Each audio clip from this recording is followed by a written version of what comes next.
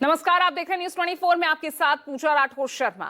पश्चिम बंगाल से जंगल राज उखाड़ने वाले पीएम मोदी के आह्वान के बाद अब बंगाल में ममता बनर्जी की पार्टी ने आर पार की जंग का ऐलान कर दिया है।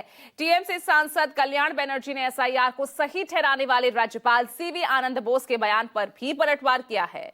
कल्याण बनर्जी ने आरोप लगाया कि राजभवन बीजेपी के अपराधियों का अड्डा बन गया है और इस बीच मध्य प्रदेश के उच्च शिक्षा मंत्री ने समाज सुधारक राजाराम मोहन राय को अंग्रेजों का दलाल कहकर एक नया घमासान छेड़ दिया है। नरेंद्र मोदी गंगा जी यहाँ बिहार से बहते हुए ही बंगाल तक पहुंचती है। मोदी मोदी मोदी मोदी मोदी मोदी এই 3 মাস গভর্নমেন্ট যাতে কাজ করতে না পারে সেই জন্য আপনারা ঘুরিয়ে সুপার এমার্জেন্সি করেছেন।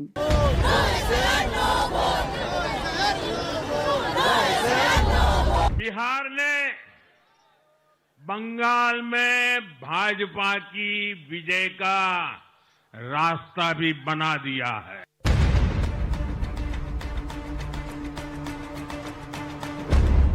लेकिन जैसे बिहार में 40 लाखों का ज्यादा आदमी को नाम निकाल दिया और बंगाल में भी करने वाला है, अगर करेगा तो घेराव कार्यसूची करेंगे।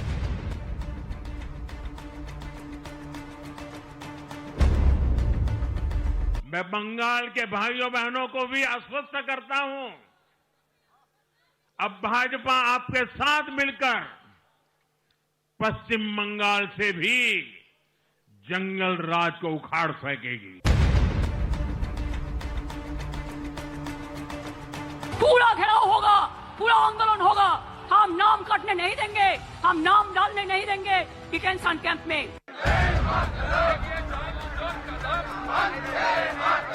बंगाल बाकी है, बंगाल में भी कुछ महीने बाद यहाँ भी भगवा लहर होगा।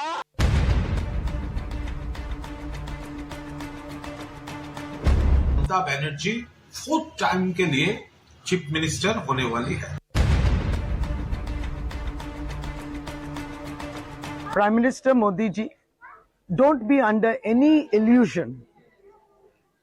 Victory in Bengal is far-fetched for BJP. जहां वंदे मातरम बोल के जब बंगाल से एक के बाद एक शहीद ब्रिटिश का फांसी का मंच पर जीवन दे रहे थे, तब वो लोग जेल से मुंह लेखा देकर वहां से हट जा रहा है। बिहार में नई सरकार शपथ लेती, इससे पहले ही बीजेपी की पलटन बंगाल में भगवा लहराने को उतावली हो उठी। प्रधानमंत्री का इशारा मिलते ही बीजेपी का दस्ता बंगाल से जंगल राज उखाड़ने की मुनादी करने लगा। लेकिन ममता बनर्जी भी पूरी तरह चौकस और चौकन्नी थी। इधर पीएम मोदी ने दीदी राज के खात्मे का आह्वान किया और उधर टीएमसी की टोली ने राज्यपाल को बीजेपी का एजेंट बता दिया। राजभवन को बीजेपी के अपराधियों का ठिकाना बता दिया। इल्जाम ये भी राज्यपाल बीजेपी समर्थकों को हथियार बांट रहे हैं। রাজ্যপালকে আগে বলুন যে রাজ্যপালের ভবনে যেন বিজেপির সমস্ত ক্রিমিনালদের যেন রাজভবনে না রাখে। ওই রাজভবনে বসে ক্রিমিনালদের রাখছেন আর সবাইকে একটা করে বন্দুক দিচ্ছেন আর বোমা দিচ্ছেন, মেরে এসো তৃণমূলের লোকেদের। আপনি আগে সব এগুলো বন্ধ করুন। আপনার মতো অপদার্থ রাজ্যপাল যতদিন থাকবে, বিজেপির চাকর বাকর রাজ্যপাল যতদিন থাকবে, ততদিন ভালো জিনিস পশ্চিমবাংলায় কখনো দেখবে। The Honorable MP are highly inflammatory, explosive, and highly irresponsible. The moment I heard the allegation, I decided to open Rajbhavan for public scrutiny. Today from 5 a.m. onwards, civil society representatives and the media have been visiting Rajbhavan to see whether there is any stock of arms and ammunition here, as falsely alleged by the Honorable MP. Raj Bhavan पर TMC नेता के गंभीर आरोपों ने राज्यपाल के साथ ही Bengal BJP के नेताओं को भी भड़का दिया। किसी ने कल्याण बनर्जी को शराबी कहा तो किसी ने इसे टीएमसी की संस्कृति का सबूत बताया। हालांकि राज्यपाल ने चेतावनी दी कि कल्याण बनर्जी को अपने बयान के लिए तुरंत माफी मांगनी होगी। लेकिन जवाब ये मिला कि राज्यपाल को राज्यपाल की तरह काम करना चाहिए। अगर वो केंद्र की सरकार के एजेंट की तरह काम करेंगे तो फसीहत होगी ही। बंगाल की जनता राज्यपाल के इस रवैये को बर्दाश्त नहीं करेगी। All aspects of the issue will be looked into from the point of view of constitutional propriety, legality, and whatever action is required will be taken. Before that, I have already given an option, a decent option to the member of parliament. If he finds that he was wrong in his statement, he has an option to apologize to the people of Bengal. Otherwise, legal options will be resorted to. Watching to only one thing. What he said yesterday first, he said there is a total lawlessness in Bengal. No, election will be by vote, not by ballot, not by bullet. These are the provocating words have used by the governor. Is it the job of the governor? Governor will say there is a lawlessness in the state of West Bengal. He is a established drunkard, a registered drunkard. महीने बाद होने वाले चुनाव में कमल खिल सकता है। जाहिर है ये बहुत मुश्किल है, क्योंकि बंगाल में बीजेपी की जड़ें मजबूत होने के बावजूद टीएमसी के मुकाबले उसकी हैसियत बहुत बौनी है। 2021 के विधानसभा चुनाव में भी बीजेपी ने बंगाल जीतने के लिए पूरा दमखम लगा दिया था। कोरोना काल में भी पीएम मोदी ने बंगाल जीतने के लिए दर्जनों रैलियां की थी, लेकिन बीजेपी दीदी के किले को ढहा नहीं सकी। 2019 के लोकसभा चुनाव के मुकाबले बीजेपी का वोट शेयर भी घट गया। 2021 में 294 सीटों वाली बंगाल विधानसभा में टीएमसी ने 47.94% वोट के साथ 213 सीटें जीत ली, जबकि बीजेपी 38.1% वोट के साथ सिर्फ 77 सीटें ही जीत सकी। ममता बनर्जी को बीजेपी से करीब 10% वोट ज्यादा मिले और बीजेपी का वोट शेयर 2019 के लोकसभा चुनाव के मुकाबले भी कम रह गया। लेकिन बीजेपी ने बंगाल जीतने का लक्ष्य नहीं छोड़ा।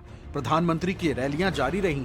कानून व्यवस्था को लेकर बीजेपी दीदी के शासनकाल को जंगल राज बताने लगी। यहां मुर्शिदाबाद में जो कुछ हुआ, मालदा में जो कुछ हुआ,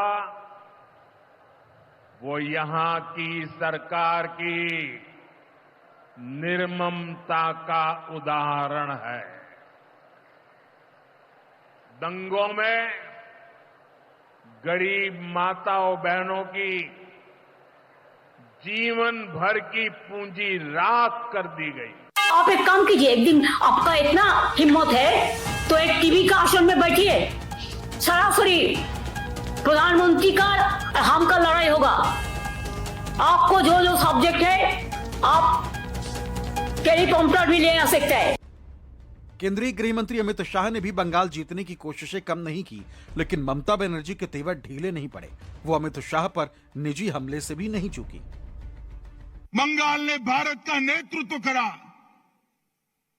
और वही बंगाल में कई सालों तक कम्युनिस्टों का शासन रहा और उसके बाद मां माटी मानुष का नारा देकर ममता दीदी आई और उन्होंने ये महान बंग भूमि को आज घुसपैठ, भ्रष्टाचार, स्त्रियों पर अत्याचार, अपराध, बम धमाके और हिंदुओं के साथ दुराचार का केंद्र बनाकर रख दिया है। दुराचार का केंद्र बना, ये भयानक है। जब टैक्सी को ड्राइवर को भी बोल देता है ये नहीं ले हो, बाइक को भी आने नहीं देता, ये बड़ा बड़ा लोकतंत्र को बात करता है। कटक भी आज जल रहा है, देखो कैसे हमला हुआ, कैसे कम्युनल राइट्स किया है, बीजेपी पार्टी ने खुद किया है। बजरंग दल क्या सब नाम है मेरे को पता भी नहीं है। ये लोगों को पास एक देश को खत्म कर देगा ये लोग। आई एम सॉरी टू से। पश्चिम बंगाल में भगवा लहराने के अभियान में योगी आदित्यनाथ को भी लगाया गया, लेकिन ममता बनर्जी ने योगी आदित्यनाथ को भोगी कहकर उनकी फसीहत कर दी।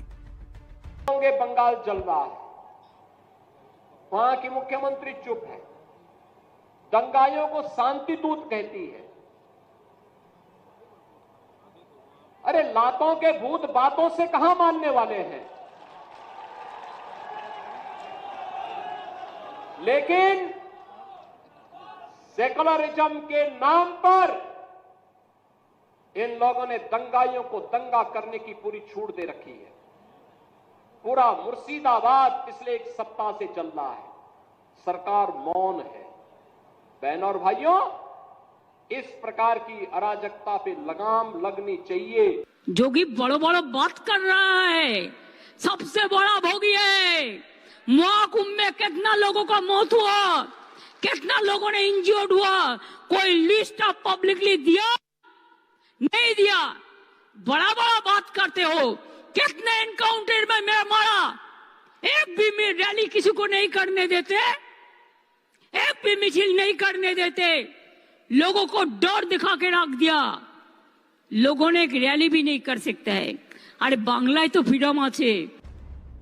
बिहार में बीजेपी की प्रचंड जीत ने बंगाल में कमल खिलाने का उत्साह तो दे ही दिया है, लेकिन जिस तरह ममता बनर्जी मुस्तैद दिख रही हैं, उससे यही लगता है कि बंगाल में बीजेपी के राह अभी आसान नहीं।